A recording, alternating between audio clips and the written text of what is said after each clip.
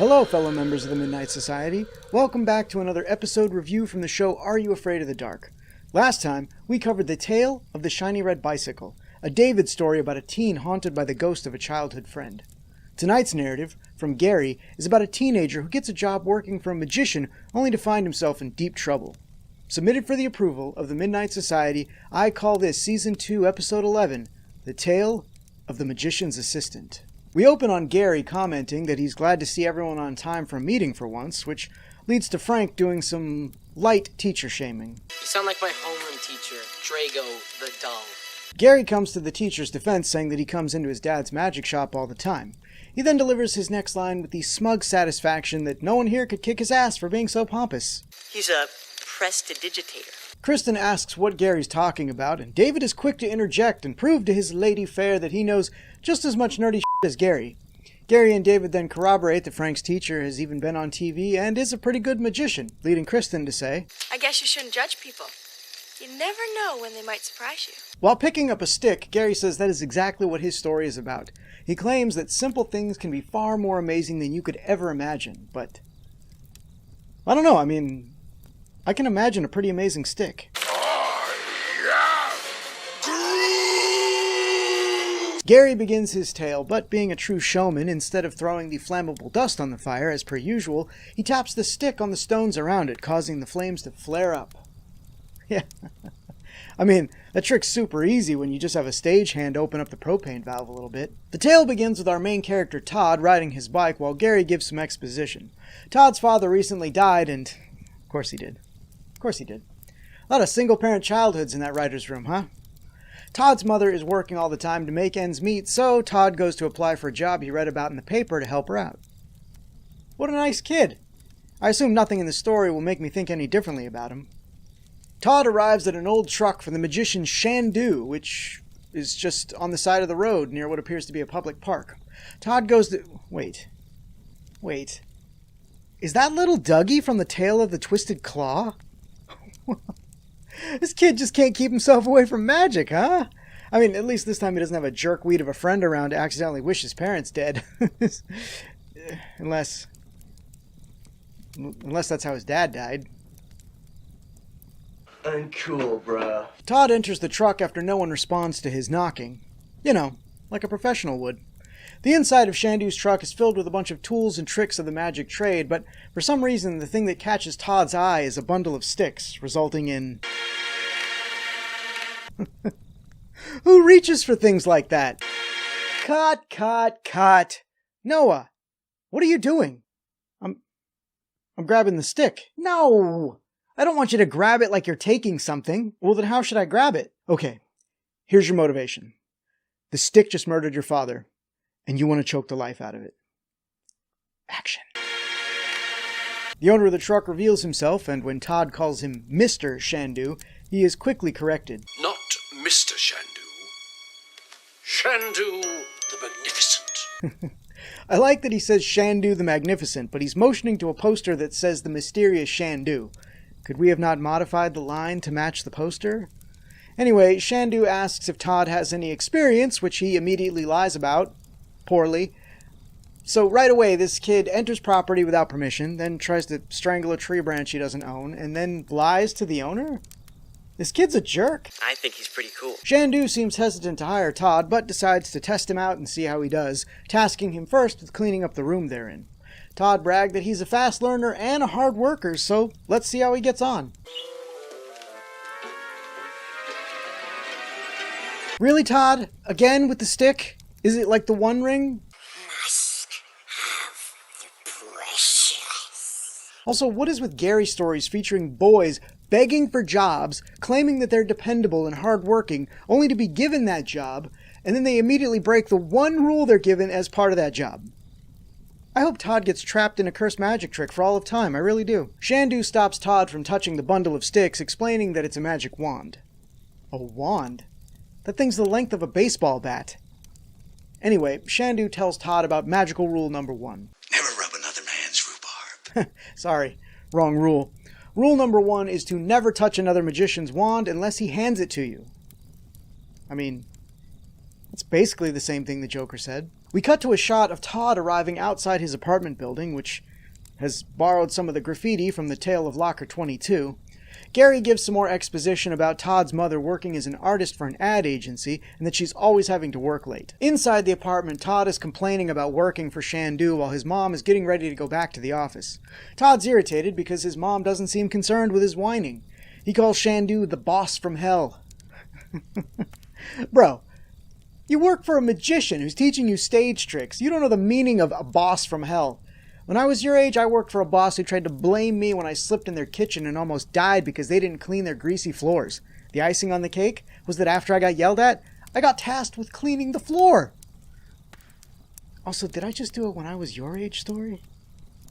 Oh, I'm so old. It isn't very pleasant being a has-been. After calling Shandu the boss from hell, Todd's mother says that she knows the feeling, which results in Todd saying, Wonder what Dad would tell me to do. What the f***?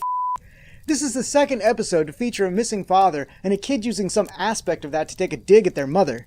Mothers are people too, goddammit. Liking this kid less and less as the episode goes on. Logical. Todd's mother keeps her cool and says, He would have told you to do your best and not run away from a challenge. Of course, immediately after receiving this advice, Todd does this. He doesn't deserve you, Mrs. Marker. We cut to a montage of Shandu training Todd to do magic tricks.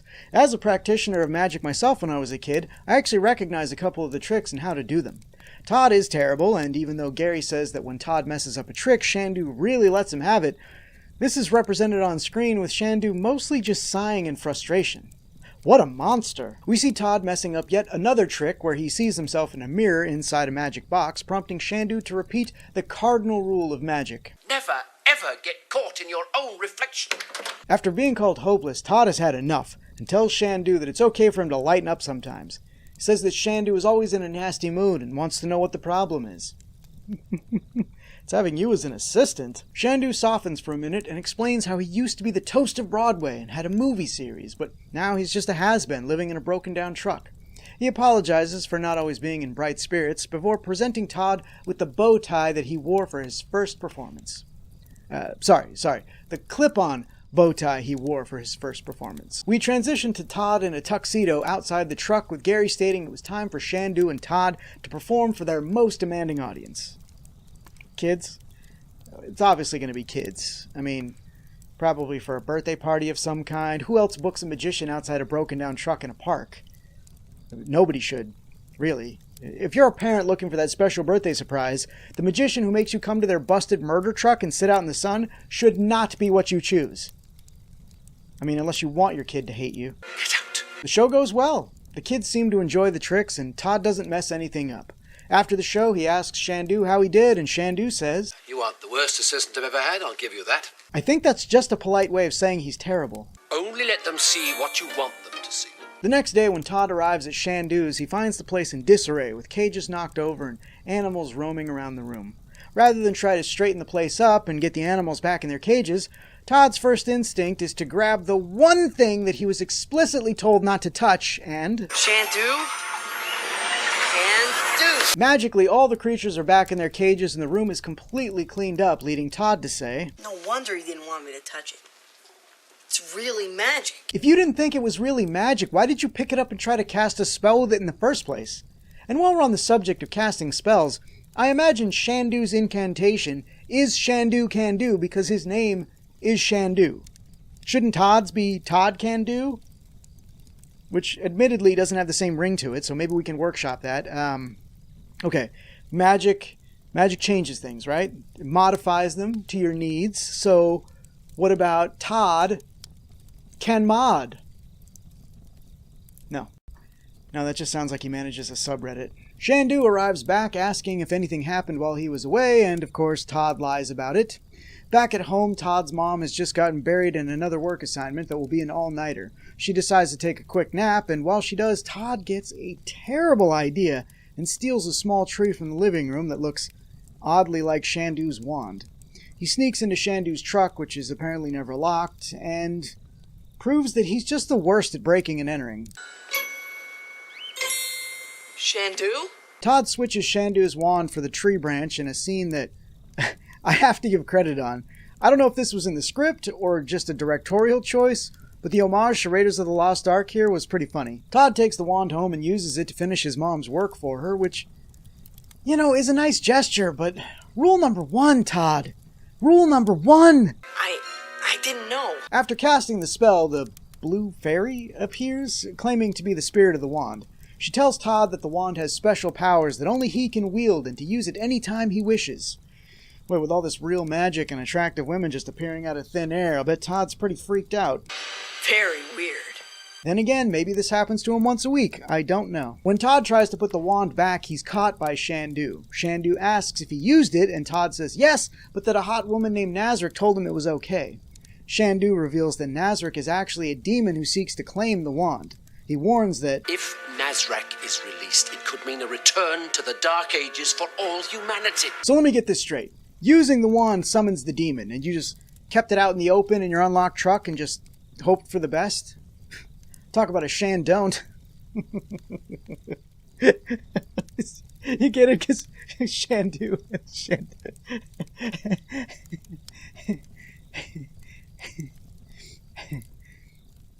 Sorry. Shandu throws Todd out, but as Todd's riding home on his bike, he stops to take a look at his clip-on bow tie, and he decides something. I'm not sure what, but whatever it is, he heads back to Shandu's and finds the truck on fire.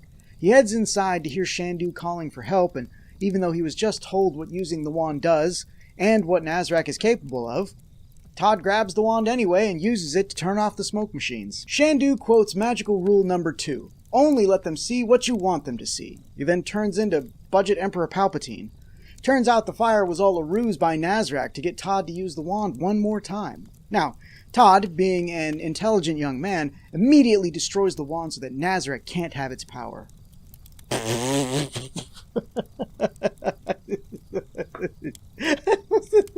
No! Todd's as dense as a 100-year-old fruitcake. He tries to use the wand again, resulting in Shandu? Can't do. Nasrack reveals that Shandu has taken his place in the vortex where he was trapped. He then tries to take the wand in slow motion.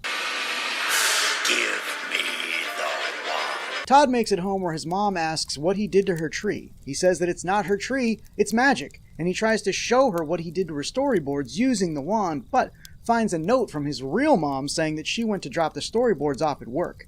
Todd then turns around to see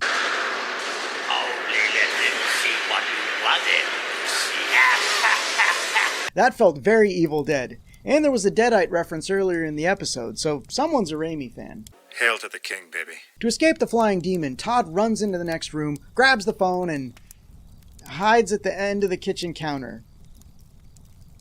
Are you an idiot, Todd? I mean, I know you're an idiot, but what was the plan here? Hello, police? Look, I used Shandu's wand to put the birds back in their cages, but then I stole the wand and I replaced it with a tree so that I could finish my mom's storyboards, and then this flying woman showed up and she told me that I was special, and honestly she was pretty hot, so I think I believe her, but then I used the wand again to put out the fake fire, and that released Nasrack, and then he put Shandu in the vortex, which I think we all know is bad news, and now Nasrack is flying around my apartment pretending to be my mom. And to answer your follow-up question, no, the flying woman from earlier and my mom, two separate people. I mean, yeah, my mom's attractive too, but, I don't think of her like that. So, look, you gotta send help right away. Hello? Hello? They hung up. The image of Shandu appears on a toaster and tells Todd to remember and use the rules of magic. I have to say, this is one of the best effect shots I've seen on the show, and I'm pretty sure it was all done in camera. A lot of the effect shots on Are You Afraid of the Dark have really not stood the test of time, but when they do, I have to give them a genuine LaBeouf. Nasrack threatens to hurt Todd's mom if he doesn't give up the wand. Todd says he'll give it to him so long as Nasrack leaves his mom alone.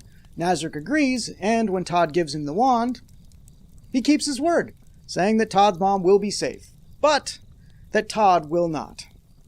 You see? It's shady shit like that, Nasrack, that causes demons to have such a bad rep. Agreed. Todd manages to position himself in front of a mirror so that when Nasrack attacks him, he'll catch his reflection in it, breaking the cardinal magic rule. A move, by the way, that only works because Nasrack has the worst aim I have ever seen. Seriously, He was within arm's reach, standing right in front of you. Nasrack goes back into the vortex and Shandu is released. He reveals to Todd that he's been trusted with the wand far too long and was looking for someone to take his place. Todd is that person, and he's passed Shandu's test. Wait, he Willy Wonka'd him? You did it! You did it! I knew you would! I just knew you would! I mean, it actually makes a lot more sense, though, now that I'm thinking about it. He intentionally made the wand easy to touch, and he no doubt trashed his own place so that Todd would use the wand. I mean, that still doesn't make me feel any better about how hot for the wand Todd was. I mean, that's a little dark-sidey, don't you think? I mean, on a scale of Obi-Wan to Anakin, Todd strikes me as the kind of person who would definitely murder a village of sand people if it meant completing his mom's storyboards. I hate them. Shandu gives Todd the wand, and then he f***s off, saying, Its magic is very powerful, my son. Learn to use it. Okay, maybe everyone in this episode's an idiot. Here's a powerful relic that can summon a demon who can end the world. It's all yours, though I lost the instruction manual, so don't f*** it up. Bye! Shandu tells Todd magical rule number 4. Always leave them wanting more. And then he disappears. At the same time, Todd's mother gets home and asks what happened to her tree. Great. Now explain that you're not holding her tree but a magic wand and see how quickly you get locked in an institution. It's not a tree, it's magic. Magic? But it's evil. What magic? The story ends with Gary saying that was the last Todd ever saw of the old magician. He then abruptly puts out the fire and everyone leaves except for Frank, who picks up Gary's stick and touches it to one of the stones around the fire pit. Nothing happens, and a disappointed Frank heads home, probably now with a complex of some kind. But honestly, Frank, what did you think was going to happen? Rule number 1, Frank. Rule number 1. I'm not buying it. Now for the review.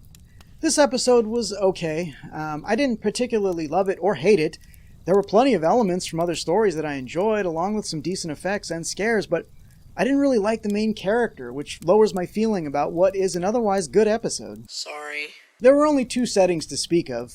Todd's apartment wasn't anything special, but we really don't spend any time there anyway. Most of the episode is spent either inside or just outside of Shandu's truck. It definitely had some Doctor Who TARDIS qualities because that place was much bigger on the inside than it was on the outside. The set dressing was good, and it really felt like what you would expect to see in an old-timey traveling magician's truck. The story was your typical, don't touch this, oh you touched it, now the world's going to end sort of an affair. But I did appreciate the twist at the end that Shandu was testing Todd the whole time. It really makes you question if Nasrack was ever real, and if he was he ever really a threat or just part of Shandu's test? That twist also fixed a lot of the issues I had with how Shandu's wand was just left out in the open. It was meant to be so that Shandu could see what Charlie would do with that gobstopper. So shines a good deed in a weary world. There weren't a ton of scares in this episode, but there were a couple of creepy moments. The reveal of Nasrack is one of them. He had good makeup and a strong performance to sell his imposing presence. Though, the moment that stands out the most to me is when Todd's mother is revealed to be Nasrack in disguise. The actress did a great job, and that coupled with the Nasrack actor's voice really made for an unnerving reveal. This episode probably wouldn't have scared younger me, but it definitely would have inspired me to plant a tree and grow a wand of my own. What have you done to my tree? The acting in this episode was mixed. Todd is probably the weakest cast member, and while I wouldn't say he's bad, he's just too even. There's very little difference between when he's happy or sad or frightened. Like if I was encountering a demon that could plunge the world into darkness, I'd be pissing myself, but Todd's expression just never changes. You're always in such a nasty mood. The adult acting really saves the episode. Todd's mom has very little screen time, but she plays the exhausted, overworked mother very well and then dials it up to 11 when she's Nasrack in disguise. Nasrack also appears as another woman and as a clone of the Emperor. Lady Nasrack only has one scene and, she's meant to be sweet and innocent, which she does, but she's also doing some, floaty stuff with her arms to help it make it seem like she's ethereal, and it's really not too much. I think it plays well. Demon Nasrack is great. He's playing through heavy makeup, but his voice and mannerisms are perfect for the power-hungry villain of the piece. I've waited centuries, and now it's mine. The standout of the episode, though, is Shandu. Take the scene-chewing charisma of Sardo or Dr. Vink, and mix that with someone who regularly performs Shakespeare on the stage, and you've got Shandu. He was so good that even if Todd had been a bit better, he still would have paled in comparison next to this actor. I would absolutely watch The Magical Adventures of Shandu. I'm feeling a little scattered lately. Do you think I should pull myself together? Gary, while this was a bit of a toss-up for me, I enjoyed more things than I didn't. The tale of the magician's assistant meets the approval of the Midnight Society. The Midnight Society members poll on this episode was actually more split than usual, though those that like it still outvoted those that don't, which means my ruling stands. Keep it up, Gare Bear. Did it, my boy, you did it. I want to thank the following Midnight Society members for participating in this video's poll, and to do that, I'm going to turn it over to Maxwell the Magnificent! That's right, everyone, prepare to be dazzled and amazed, or just dazzled, or amazed, or neither.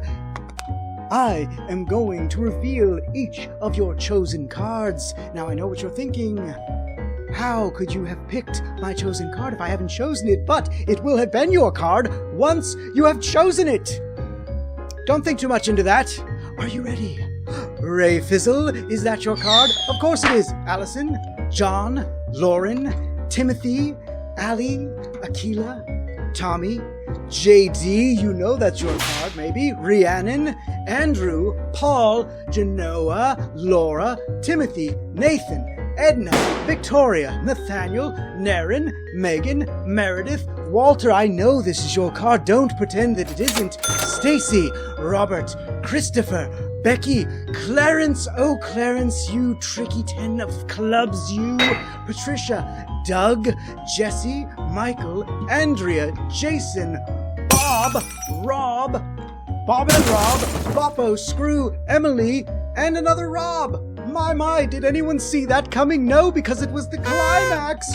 Ooh, Maxwell the Magnificent. What did you all think of Gary's story? Did you see it as a kid? What were some of your favorite tales from the series? Let me know in the comments below. Be sure to check out the next episode about the tale of the hatching. Until next time, are you afraid of the dark?